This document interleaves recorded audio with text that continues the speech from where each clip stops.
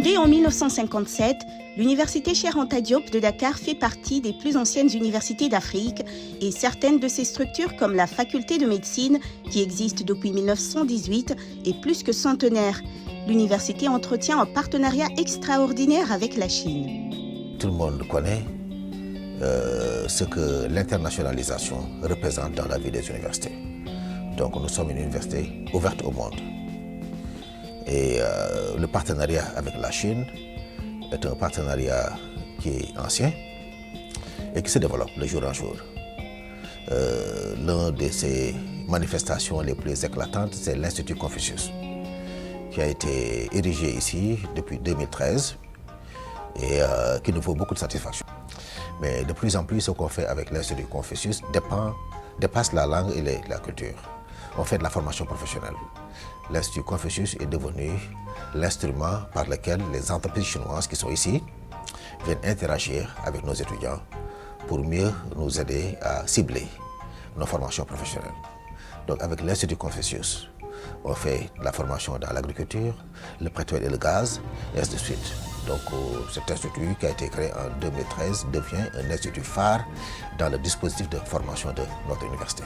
En plus d'être recteur de l'université Cheikh Anta Diop, le professeur Amadou Alimbaye est également un économiste africain de renommée.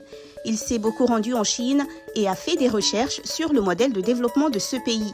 La littérature économique dans le domaine du développement, qui est mon champ d'intérêt, a beaucoup mis en évidence des réalisations inédites dans l'expérience de développement du monde. Parce que quand même, à la fin de la journée, le monde, ça vit de l'expérience des différents pays. Et la Chine a pu faire, dans un délai relativement court, ce que d'autres pays ont fait dans un délai beaucoup plus long, parfois 4 fois plus long. Il faut comprendre qu'en l'espace d'une génération, la Chine s'est érigée en deuxième économie mondiale. Maintenant, il y a un certain nombre de défis auxquels la Chine doit aussi montrer la voie. C'est le défi des inégalités à travers le monde. Je crois qu'il y a énormément d'inégalités à travers le monde, et notamment dans les économies occidentales.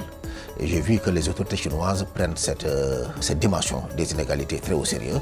Ils veulent réduire les inégalités à leur strict minimum. Et ça, je crois que ça, c'est très positif, parce que la menace qui se pose aux économies modernes, c'est les inégalités.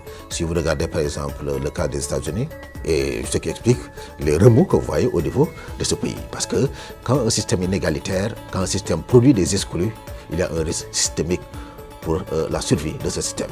Et j'ai visité la Chine et j'ai vu que, effectivement, le contrôle des inégalités, ça fait partie des objectifs du gouvernement chinois. Je crois que ça, c'est très positif. En tant que vieil ami de la Chine, le professeur Amadou Alimbaye a été témoin des évolutions de la Chine ces dernières années sous la direction du Parti communiste chinois. Ce qui me fascine, c'est d'abord le système politique, l'efficacité du système politique pour réaliser des objectifs de développement. Il y a une progression phénoménale de l'activité productive en Chine. Et ça, c'est extrêmement important. Et l'autre chose que je veux aussi souligner, c'est le fait que beaucoup d'acteurs sont impliqués au niveau de la gestion politique. Par exemple, quand je vais à Wuhan, je vois qu'il y a des collègues qui sont membres du Congrès du Parti communiste. Ça, donc il y a un niveau d'inclusion qui est important. Mais ce que je vois également et qui mérite d'être souligné, c'est de plus en plus l'attention que la Chine porte à la question du changement climatique. Quand vous visitez la Chine, vous voyez qu'il y a maintenant des efforts extraordinaires dans le domaine du développement de l'énergie solaire, de l'énergie éolienne. Ça me paraît fondamental. Conscient de l'importance des échanges internationaux, le professeur Amadou Alimbaye apprécie hautement le concept de construire une communauté de destin pour l'humanité, avancé par le président chinois Xi Jinping. Je crois que c'est un très beau concept. J'ai bien aimé l'approche globalisante du président Xi Jinping. Et je crois que l'expérience du monde nous montre que c'est lorsque les échanges internationaux s'intensifient, c'est lorsque la coopération internationale est portée à de hauts niveaux, que le monde est plus prospère et le monde est plus paisible.